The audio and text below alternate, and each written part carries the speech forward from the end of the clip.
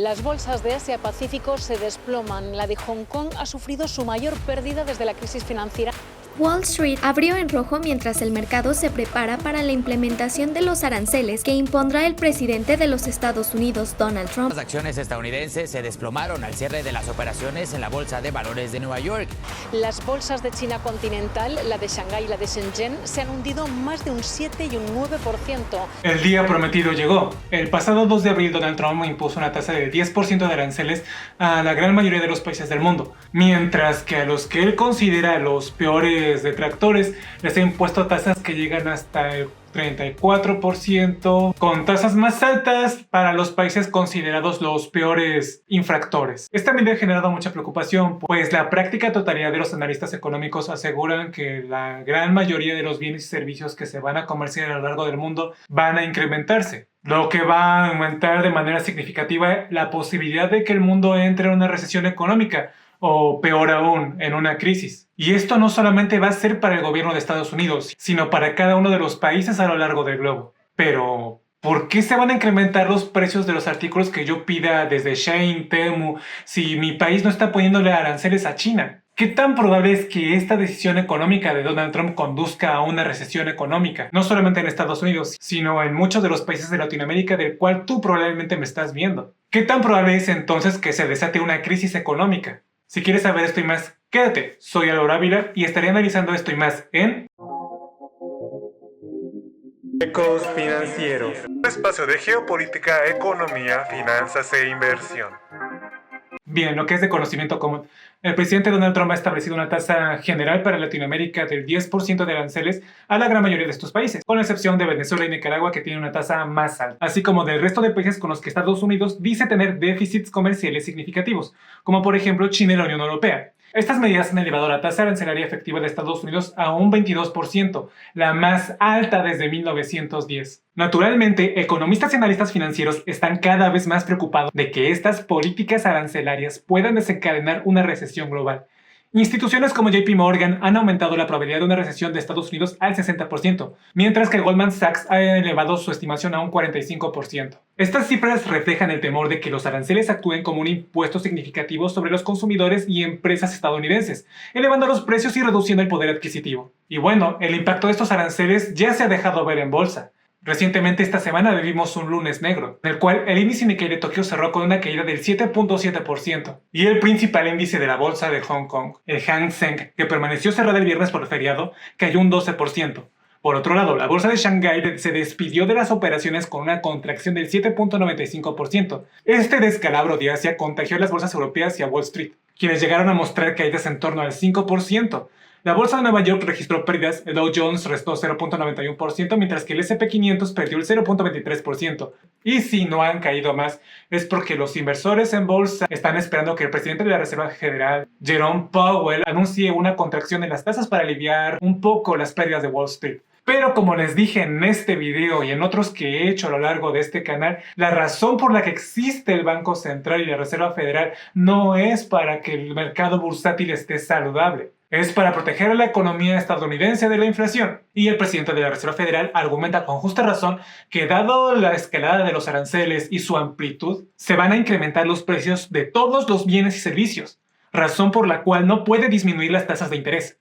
Cosa que es correcta, porque a pesar de que Donald Trump existan condiciones para bajar las tasas de interés debido a que el precio del petróleo ha estado bajando, de que la tasa de desempleo es pequeña y que la economía se ha estado manteniendo relativamente estable en los últimos meses, Jerome Powell, el presidente de la Reserva Federal y de cualquier banco central, no piensa a corto plazo, piensa a largo plazo. Y si encima Donald Trump amaga a China con incrementar sus aranceles y estos responden con reciprocidad al incremento de impuestos arancelarios que se les impuso el pasado 2 de abril, pues no existen realmente condiciones favorables para que Jerome Powell quiera bajar las tasas de interés de referencia con la que los bancos prestan dinero. ¿Qué significa todo esto? En resumen, el mercado bursátil va a seguir experimentando caídas porque la Reserva Federal no va a bajar sus tasas de interés. Y esto va a tener un efecto dominó a nivel global, porque aunque países como Brasil, Chile o México no estén imponiendo aranceles adicionales a los productos chinos, estos podrían verse afectados indirectamente. China, que está enfrentando aranceles elevados por parte de Estados Unidos, podría reducir su producción o aumentar los precios de sus exportaciones para compensar las pérdidas. Esto encarecería los productos chinos en el mercado internacional, afectando a todos los países que dependen de ellos, independientemente de su política de aranceles. Por ejemplo, si un fabricante de Chile, de Perú o de Colombia importa ropa, electrónicos o componentes para equipos desde China porque son más baratos, podría enfrentar una alza de precios debido a los aranceles impuestos por Estados Unidos a China. Y aunque estos países latinos no impongan aranceles adicionales, se trasladaría al vendedor sudamericano. No digo el caso de México porque ellos pusieron una serie de legislaciones que impiden importar de China más de 10 productos, así como una serie de cuestiones burocráticas para impedir que lleguen en la misma cantidad que lo hacían antes de 2025. Ahora, ¿qué impacto tendrán las economías estos aranceles en América Latina, que sobre todo sus economías se dedican a la exportación de materias primas? Bien, aunque Latinoamérica quedó en una mejor posición por los aranceles que impuso Donald Trump siendo más pequeños que en el resto de regiones del mundo, países como Chile, Perú y Brasil que exportan minerales y productos agrícolas podrían enfrentar una disminución en la demanda de sus exportaciones debido a estos aranceles.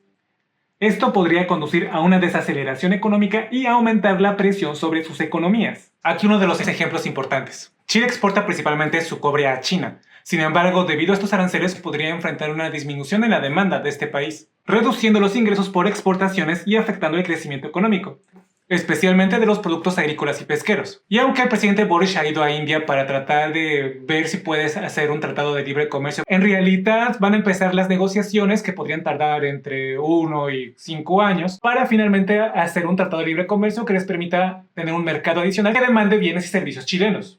Sin embargo, Donald Trump ha dejado al cobre libre de los aranceles y Chile es un país que sobre todo gana sus ingresos debido a este mineral. Argentina, por otra parte, tiene un futuro muy complicado porque por un lado, buena parte de su deuda la tienen los chinos y por el otro está negociando un préstamo del Fondo Monetario Internacional por $200 mil millones. Hay que recordar que Javier Milei está tratando de dolarizar la economía argentina. Y dado que es un país que es dependiente de las exportaciones agrícolas, los aranceles podrían limitar el acceso a mercados clave, afectando sus ingresos y el empleo en el sector agrícola. Sin embargo, la disyuntiva política que tiene Javier Milei en este momento es bastante seria. Por lo tanto, Javier Milei va a tener que escoger entre un diablo y otro diablo.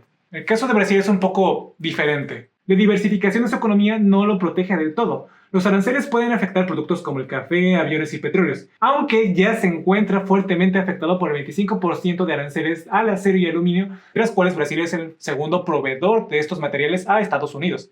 El primero solía ser Canadá, por cierto. Sin embargo, como dije, tiene una economía relativamente diversificada, por lo tanto se espera que el golpe lo afecte, pero no lo derribe. Perú es similar a Chile porque también exporta cobre a Estados Unidos y el cual se encuentra libre de aranceles. Sin embargo, nuevamente, debido a que estos aranceles van a incrementar los costos de diferentes industrias a lo largo y ancho del globo, este incremento va a reducir invariablemente la demanda de estos minerales, pues destina el 36% de la producción peruana a Estados Unidos. Y el caso de México es particularmente curioso. En principio no tiene aranceles debido al Tratado de Libre Comercio que tiene tanto con Canadá como con Estados Unidos. Y todo producto que cumpla con las legislaciones de este tratado, en teoría podrá verse beneficiado por una tasa preferencial del 0%. Pero no todo es fiesta. Ya existe una tasa del 25% al acero y al aluminio mexicano. Y encima, 40% de las exportaciones mexicanas no están amparadas por el Tratado de Libre Comercio, en su mayoría automotrices. Por lo que la estrategia que la presidencia mexicana ha emitido será reducir ese porcentaje de exportaciones que no están dentro de las convenciones de tratado y tratar de hacer que las empresas extranjeras sigan con el nearshoring, es decir, que hagan una inversión extranjera en el país mexicano para que puedan gozar de la tasa preferencial del 0% que Estados Unidos da a los productos hechos en México. En fin, como pueden ver, estos aranceles van a disminuir la demanda de bienes y servicios que Estados Unidos hacía al resto del mundo, lo cual nos va a llevar a que el crecimiento del PIB, primero de Estados Unidos, se desacelere, porque consumirán menos bienes, y posteriormente en el corto plazo arrastre al resto del mundo, llevando a lo que en primera instancia sería una desaceleración económica, y luego una recesión económica. ¿Cómo sé que estoy en una o en otra? Bien, la recesión económica se refiere a una disminución temporal de la actividad económica, generalmente identificada por una caída en el Producto Interno Bruto durante 2 trimestres consecutivos. Durante una recesión económica es común un aumento del desempleo, una reducción de la producción industrial y una disminución en el gasto de los consumidores. Sin embargo, las estructuras funcionales de la economía permanecen intactas y siguen funcionando. Ahora, si esta decisión política estadounidense se agrava y si afecta la funcionalidad de estas instituciones económicas y financieras importantes a lo largo del globo, entonces sí que podríamos estar hablando de una crisis, pues implica una disrupción severa y prolongada de la economía que afecta sus cimientos estructurales. ¿Cómo sabremos entonces que hemos llegado a una crisis económica? Bien, podrás ver un colapso significativo de los mercados financieros, donde podrás observar caídas abruptas y pronunciadas en las bolsas de valores a nivel mundial. Ahora, este lunes negro que se ha vivido, esta caída en las bolsas de valores, no se puede considerar propiamente los síntomas de una crisis económica porque los cimientos estructurales que siguen haciendo funcionar la economía siguen intactos.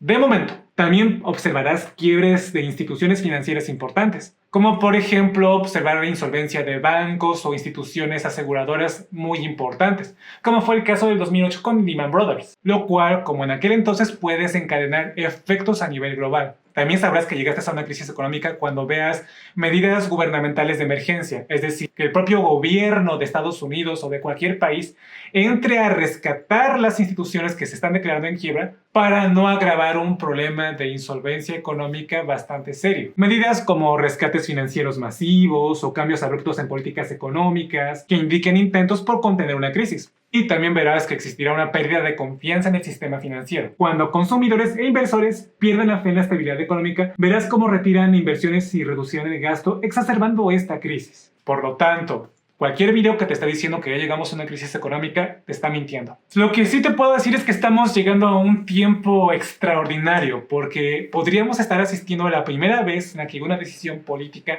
genera una recesión económica y si se exacerban las decisiones de Donald Trump podría incluso llevarnos a una crisis. También te puedo decir que si bien se proyecta que muy seguramente llegaremos a una recesión económica, esta todavía no ha ocurrido, por lo cual puedes tomar medidas para tratar de prevenirte en una situación de recesión económica. Como por ejemplo, dado que se van a encarecer todos los productos de bienes y servicios, tratar de comprar antes de que se escalen los precios de manera exacerbada. Tratar de hacerte de bienes o de productos que te permitan reducir los costos en el mediano y largo plazo. Ahora, debes tener mucho cuidado porque también podrías ser víctima de la especulación de mercado, pues ya se está viendo cómo diferentes empresas de distintos rubros están incrementando ya sus precios para prevenirse de una demanda excesiva de bienes que busquen precisamente reducir sus costos en el mediano plazo. Lo que sí te puedo decir es que debes estar muy atento a las informaciones que salen de Estados Unidos, tanto las declaraciones que da Donald Trump como Jerome Powell y las medidas que va a tomar tanto la Unión Europea como Xi Jinping para ver qué tanto tu país es dependiente de estos mercados y anticipar cómo estas decisiones políticas van a afectar tu bolsillo. Por lo tanto, más que nunca es crucial que los países latinoamericanos diversifiquen su economía para no estar a las expensas de la decisión de un gobernante.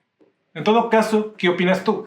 ¿Llegaremos a una recesión económica? Déjame en los comentarios que te estaré leyendo aquí debajo. Muchas gracias por acompañarme. Te agradecería mucho que por favor dejes tu like, comentes y compartas. Suscríbete y dale a la campanita para que YouTube te avise cuando yo estoy subiendo más videos. Soy Álvaro Ávila, contador y economista de profesión. Esto es Ecos Financieros y nos vemos en la siguiente emisión con más análisis económicos, geopolíticos y financieros. Nos vemos.